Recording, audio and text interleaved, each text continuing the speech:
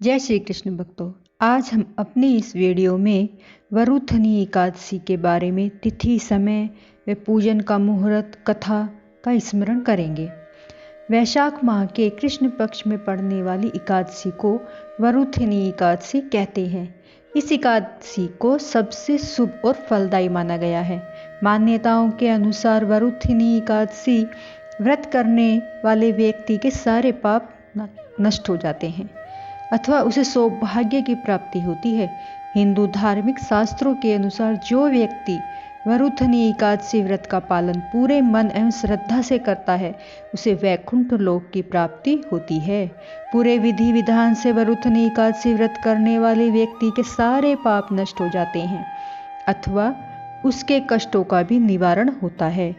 वरुथनी एकादशी के दिन हम भगवान विष्णु के वामन अवतार की आराधना करते हैं। ऐसी मान्यता है कि जो व्यक्ति वरुथनी एकादशी का व्रत रखता है उसे अनेक बुराइयों के खिलाफ सुरक्षा मिलती है। इस बार 2022 में वरुथनी एकादशी दिन मंगलवार 26 अप्रैल को पड़ेगी। एकादशी तिथि शुरू होगी 26 अप्रैल सुबह 1:37 पर और एकादशी तिथि समाप्त होगी 27 अप्रैल को 12:47 पर सुबह।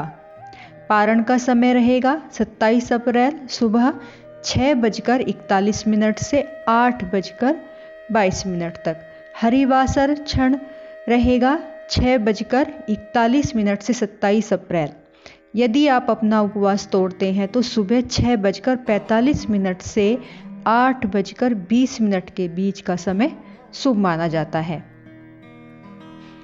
वरुथनी एकादशी व्रत करने वाले व्यक्ति के जीवन में सुख समृद्धि का आगमन होता है एवं अनेकों कष्टों से छुटकारा मिलता है। जो भी व्यक्ति वरुथनी एकादशी का व्रत पूरे मन व श्रद्धा से करता है उसे मोक्ष की प्राप्ति अवश्य होती है।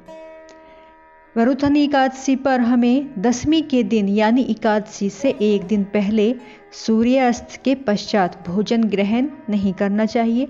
वरुथनी एकादशी के दिन सुबह जल्दी उठकर स्नान कर ले, स्वच्छ वस्त्रों को धारण करें। इसके बाद भगवान विष्णु की प्रतिमा को स्नान कराएं, उन्हें साफ सुथरे स्वच्छ कपड़े पहनाएं। प्रतिमा रखने वाली चौकी पर गंगा जल छिड़के उसे शुद्ध करें। इसके बाद भगवान विष्णु को अक्षत, दीपक आदि 16 सामग्री से पूजा करें। भगवान विष्णु को गंध, पुष्प, तुलसी अवश्य अर्पित करें। व्रत के दिन भगवान विष्णु को भोग अवश्य लगाएं। इसमें हम उन्हें पीले केसर की बनी खीर का भोग लगाएं तो शुभ रहता है। रात के समय भगवान विष्णु एवं देवी लक्ष्मी की पूजा अवश्य करें।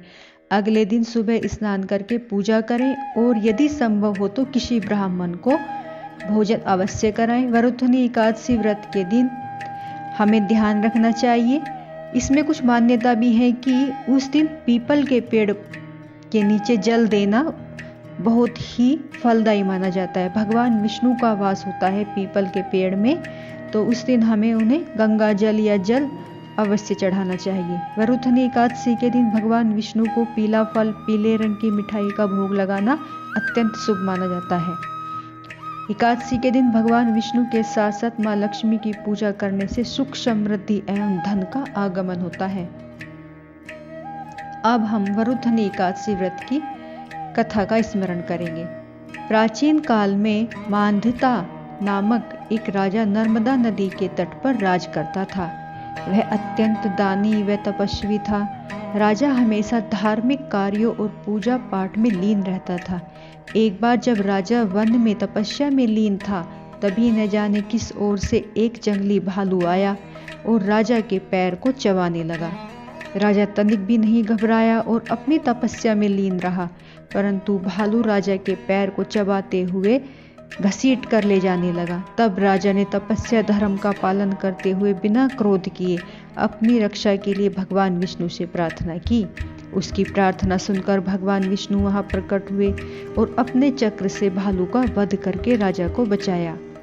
राजा के पैर को भालू पहले ही खा चुका था और यह देखकर उसे अत्यंत पीड़ा हुई। राजा अपने पैर की हालत देखकर अत्यंत दुखी हो गया।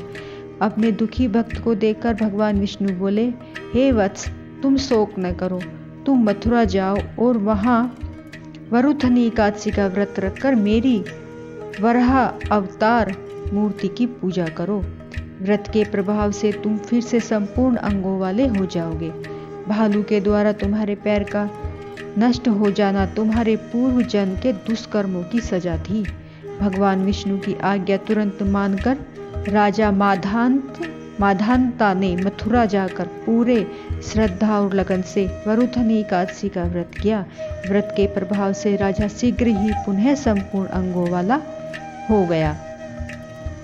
हे विष्णु भगवान, जैसे आपने राजा मांधाता की रक्षा की, उनके शरीर को दोबारा से पुनः पहले जैसा बनाया, वैसे ही हम पर भी कृपा करना। जो भी आपका व्रत रखे उस पर अपनी आशीर्वाद, अपनी कृपा बनाना। हमें भी इस व्रत के फल स्वरूप मोक्ष की प्राप्ति मिले, ऐसा हमें आशीर्वाद दीजिए। बोलो विष्णु भगवान की जय।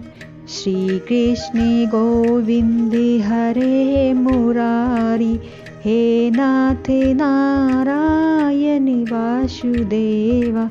श्री कृष्ण गोविंदे हरे मुरारी, हे नाथ नारायण वासुदेवा। बोलो विष्णु भगवान की जय। श्री कृष्ण भगवान की जय।